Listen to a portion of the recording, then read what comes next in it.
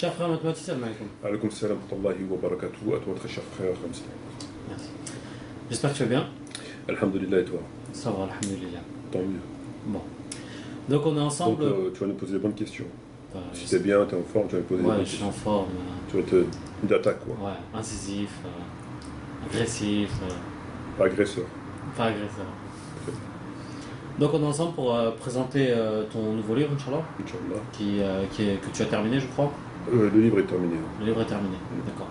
On avait déjà fait une vidéo où on parlait de ça et on va en parler un peu plus précisément aujourd'hui, Inch'Allah. Ok, très bien. Donc, avant tout, A'udhu billahi minash shaitanir rajim, bismillahir rahmanir rahim, wa salatu wa salam ala sayyidina Muhammadin wa ala alihi wa sahbihi ajma'in, wa salam alaykum wa rahmatullahi wa barakatuh. Donc, le salam à nos frères et sœurs qui nous écoutent, le bonsoir aux éventuels non-musulmans qui nous écoutent. Tu m'as pris ma réplique là. Dans les RG. renseignements généraux, qui d'ailleurs n'existent plus. Ils ont été fondus dans... Ouais, direction des renseignements. Voilà, je sais bon, leur travail existe, mais le nom n'existe plus. Mais leur job existe. De toute façon, on n'a rien contre les renseignements généraux. Au contraire, on leur passe le bonjour d'ailleurs à chaque fois. Bon, donc cette présente vidéo a pour but d'évoquer le livre Tariq Ramadan et les homosexuels. Comme tu l'as dit précédemment, on en avait parlé dans une vidéo où on avait parlé du livre en disant qu'il y a un livre qui sortirait sur le sujet et on avait abordé un petit peu le sujet. Donc voilà, donc le livre est terminé. Donc Tariq Ramadan et les homosexuels, il est terminé. Il est prêt pour l'impression. Et j'invite les musulmans, les musulmanes, enfin toutes celles et ceux qui sont intéressés par ce document, de venir sur le site Édition Les 12, donc Édition Les 12, et de demander ce livre qui est gratuit, ainsi que l'expédition, l'envoi postal de ce document. Voilà. Donc je te laisse la parole pour éventuellement me poser différentes questions. D'accord. Donc tu viens de terminer, ça t'a pas pris longtemps pour le faire? Ça m'a pris, je crois, 2 mois. 2 mois Environ. J'ai beaucoup travaillé dessus, c'est-à-dire je travaillais pratiquement toute la journée dessus. D'accord, ok. C'est un livre qui va faire combien de pages environ? Il fait 82 pages. 82 pages. Environ 82 pages. D'accord, ok. Mais c'est un petit format. C'est un petit format.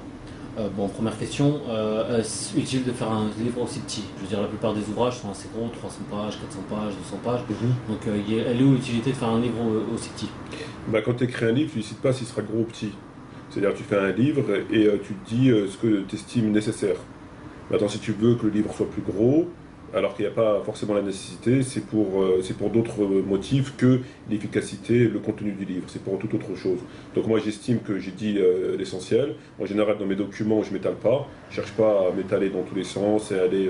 je dis vraiment ce qui est nécessaire pour la compréhension du sujet et du sujet de Tariq Ramadan.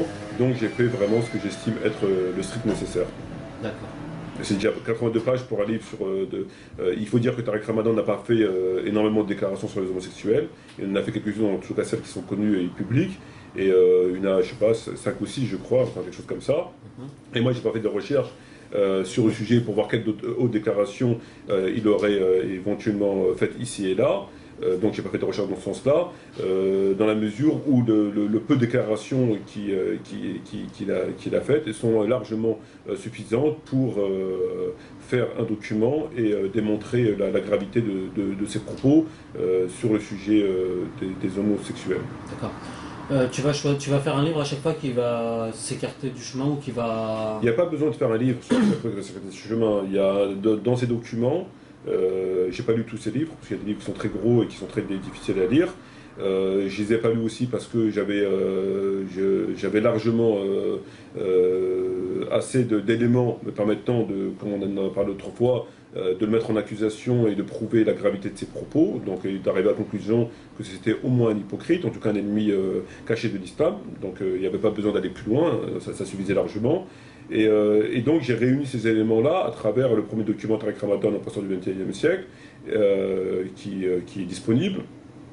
Et ensuite, j'ai trouvé d'autres éléments que je n'avais pas évoqués dans le premier ouvrage. Donc j'ai pas la nécessité de faire un livre à chaque fois qui va dire quelque chose. J'ai repris le sujet des homosexuels, puisque à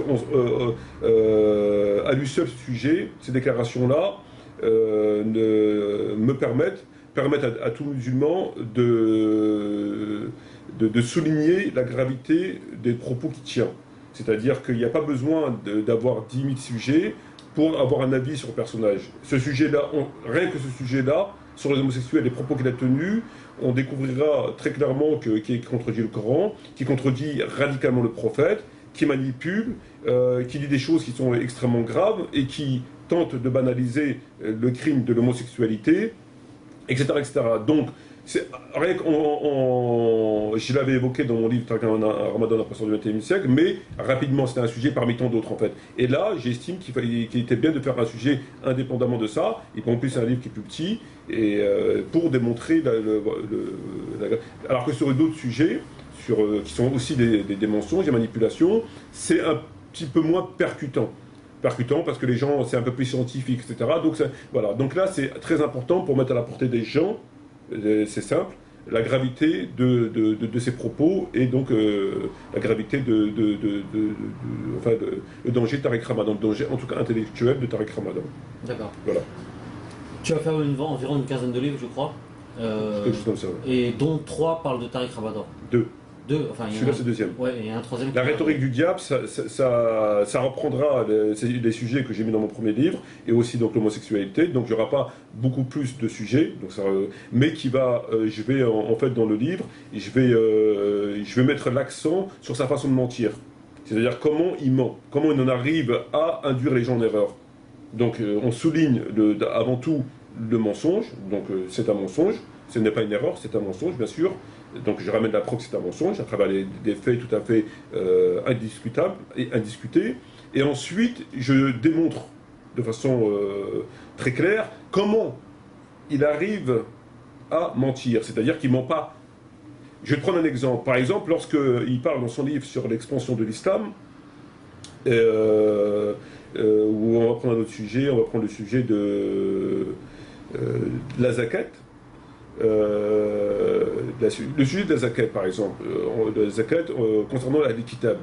Donc il mentionne entre autres dans la sourate 9, Tawbah, quand Dieu dit aux prophètes, aux musulmans, de combattre al-kitab, de combattre les juifs et les chrétiens al-kitab, jusqu'à ce qu'ils payent la jizya en étant humiliés. Bon. Dans son livre, quand il a un dialogue avec un co-auteur du livre, je ne m'en sais plus comment de son nom, la personne lui pose la question lui disant: la jizya, parlez-nous de la jizya, donc il faut que les juifs et les chrétiens payent cet impôt, etc. Est-ce qu'on peut comparer cet impôt par rapport à une participation, comme l'a été à telle et telle époque? Il lui dit tout à fait. C'est une participation parce qu'ils ne sont pas appelés à entrer dans l'armée, à participer aux opérations militaires, etc. Donc c'est une compensation. Alors que c'est complètement faux. Ça n'a rien à voir d'une compensation, puisqu'il s'agit de soumettre à Al-Kitab, et de leur imposer cet acte, et qui payent tout en étant humiliés. Donc ça n'a rien à voir en réalité avec un impôt qu'on paierait parce qu'on ne veut pas participer, ou parce qu'on ne doit pas participer, et donc on paye une taxe. Voilà, en fait c'est comme un peu des jours amendes. Voilà, ça n'a rien à voir. Et donc, à travers un certain nombre de sujets, on voit la subtilité, comment il ment. Tu vois ce que je veux dire? Donc c'est ça qui est dans le livre La rhétorique du diable, on va mettre l'accent sur sa façon de mentir. Parce qu'il ment, certes, mais il a une façon de mentir. Pour arriver à induire les gens en erreur, il ne peut pas se permettre de contredire des faits historiques. L'exemple, par exemple, de l'expansion de l'islam. Contrairement à beaucoup de charlatans, ils ont carrément contesté que l'islam s'était imposé par le sabre. L'expansion de l'islam s'était faite par le sabre, comme on peut le voir dans les manuscrits scolaires ou sur la carte qui est ici, et que tout le monde connaît, enfin bref. Bon. Donc beaucoup de charlatans ont contesté. Ils se sont dit l'islam n'est jamais propagé par l'épée, c'est des conneries, etc. Bon.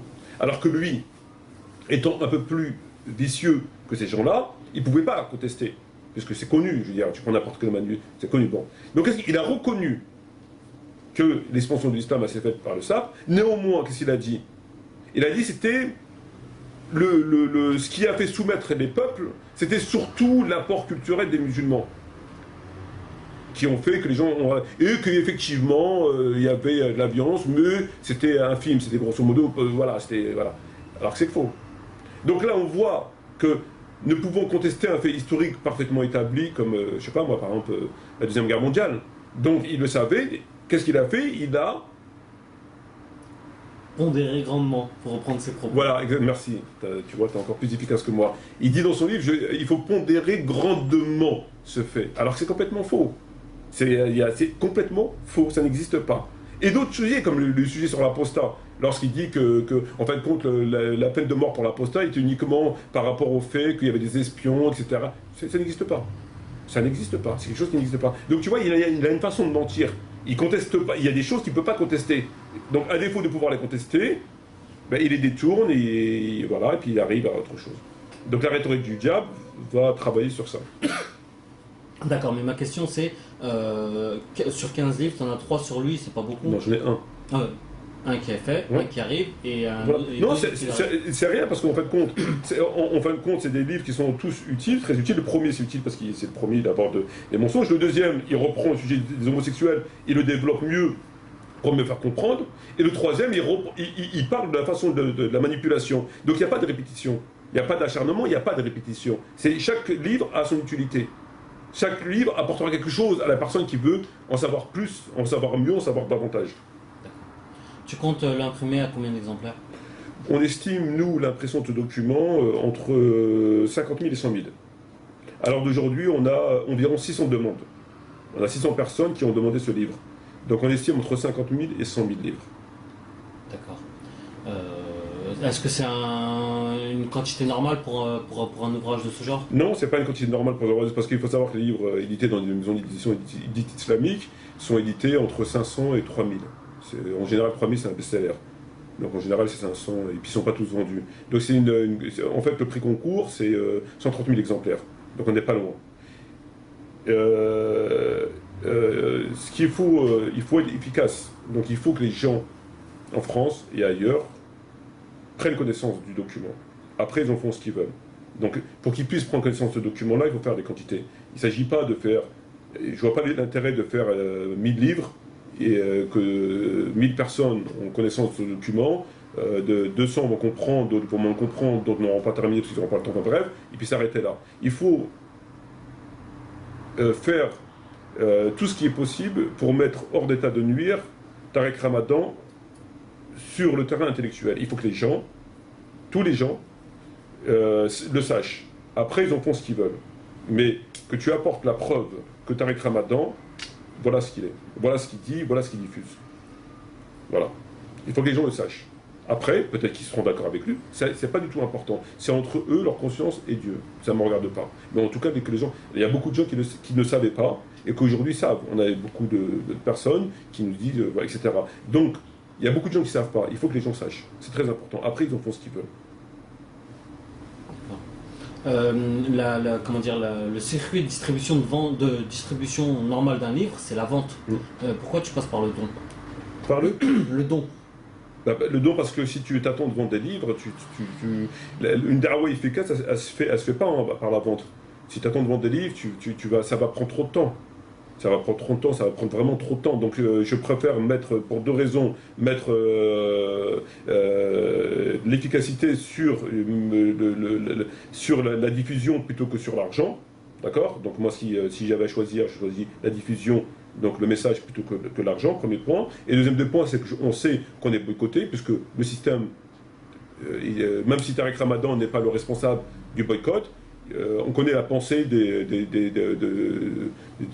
représentants, des pseudo-représentants des musulmans de France. C'est qui? C'est la mosquée de Paris, c'est les mosquées. Les mosquées, on sait qu'elles sont sous tutelle du gouvernement français, on le sait, hein, y a pas de... c'est eux qui dirigent, enfin bref. Les librairies, elles sont là pour faire de l'argent, enfin bref. Donc on sait très bien que combattre Tarek Ramadan, c'est combattre quelque part les mosquées, c'est combattre des librairies, c'est combattre ces maisons d'édition, c'est combattre aussi quelque part le gouvernement français. Puisque toi, tu viens pour parler d'un islam qui est l'islam du Coran, et lui il est là pour faire la promotion de l'islam que veut l'État français, c'est-à-dire l'islam qui est imposé aux imams de mosquées, etc. Donc on va se heurter à eux, et j'ai pas envie de me heurter à eux, et j'ai pas de temps à perdre avec eux. Donc il est plus utile de le donner gratuitement. D'accord, une petite interrogation à ce sujet-là. Est-ce que c'est pas, entre guillemets, un constat d'échec, sachant que tu ne le vendras pas? En tout cas, pas assez ce nombre-là. Si c'est un constat d'échec, en considérant que c'est un constat d'échec au niveau financier, donc tu ne le vendras pas, c'est financièrement tu vas échouer. Pourquoi pas? Moi, ce qui m'intéresse, est-ce que c'est un échec au niveau de la demande et de la lecture? Jusqu'à preuve du contraire, non. On a 600 demandes et on compte en avoir beaucoup plus. Donc, pour moi, ce qui m'intéresse, c'est la lecture. Et au niveau de la lecture, c'est pas un échec. Voilà. C'est ce qui m'intéresse. Le reste, que ça me rapporte 100 ou 1 milliard d'euros, pour moi, c'est secondaire. Pour moi, c'est pas un échec, c'est pas ni une victoire ni un échec qui m'intéresse. Ça ne m'intéresse pas. Le côté financier, le côté de savoir si je gagner de l'argent ou que les gens n'auront pas vu parce qu'ils estiment que c'est pas. Bref, ça ne m'intéresse pas. Moi, je veux que les gens prennent connaissance du contenu. À partir du moment où ils ont pris connaissance du contenu, pour moi, c'est comme si j'avais écrit un best-seller qui s'était vendu à des millions d'exemplaires. Qu'est-ce que tu attends de ce livre de 500? Excuse-moi, je t'interromps, il faut rappeler qu'on va utiliser beaucoup de supports publicitaires. Je ne sais pas combien de temps il nous reste. 5 minutes. On va faire la publicité dans le journal Le Monde, contacter Nouvel Observateur, Le Point, l'Express et différents, etc. En plus, pour faire la promotion du livre. D'accord. Ce sera une promotion pour un livre vendu ou offert? Toujours offert. Le livre téléchargeable et offert. D'accord. Donc il sera également téléchargeable sur le site? Je pense que oui. D'accord. Je pense que oui, mais vaut mieux le lire entre les mains, mais je pense que oui. D'accord. J'ai oublié ma question que j'étais en train de te poser. Elle ne doit pas être très intéressante. C'est toi qui le dis. Oui, donc qu'espères-tu qu'attends-tu de cette diffusion? J'attends rien d'autre que les gens prennent connaissance du contenu, et une fois qu'ils auront pris connaissance du contenu, ils auront pris conscience du danger Tariq Ramadan. Voilà. Une personne qui lira ce livre, si elle a un minimum de sincérité, elle ne pourra que constater la gravité de ces propos-là et donc le danger Tariq Ramadan. Voilà ce que j'attends. Une personne qui lira ce livre-là et qui considérera Tariq Ramadan comme étant, je sais pas, un savant, quelqu'un qui prêche en faveur des musulmans, alors c'est que vraiment, il y a un gros problème. Sincèrement, il y a vraiment un gros problème. Le livre qui a été fait, s'il y a eu un livre uniquement sur ce sujet, c'est que les éléments ils sont extrêmement graves. On n'écrit pas un livre pour des éléments, je sais pas, dérisoires ou équivoques. C'est extrêmement grave. Voilà, c'est d'une gravité extrême. Voilà, donc, et c'est ça que j'attends des musulmans, que ce soit en France, en Belgique ou ailleurs. C'est qu'ils prennent connaissance du document afin de pouvoir se faire une idée tout à fait juste et précise de Tariq Ramadan, puisque ce sont des écrits, donc avec les citations, il n'y a pas de manipulation, il n'y a pas de déformation, et voilà, c'est tout ce que j'attends. D'accord. Est-ce qu'il sera en français ou comme... Là, la première version sortira en français, on prépare les autres versions ensuite en arabe, en anglais, peut-être en d'autres langues, mais ça on verra. D'accord, ok. Et on l'aura quand, Inch'Allah? J'espère à la fin du mois, Inch'Allah, si Dieu le veut. Donc j'invite les musulmans à aller sur le site et à demander ce livre, afin qu'on puisse, surtout ceux qui nous suivent dans les vidéos, qui profitent du contenu de ce document. Très bien. C'était le but de cette vidéo. D'accord. Bah, je te remercie. Je te remercie de ta présence, je te remercie pour tes questions pas très pertinentes, comme d'habitude. C'est toi qui le dis. En plus, tu considères que tu as posé les bonnes questions. Bon, merci Ramzi.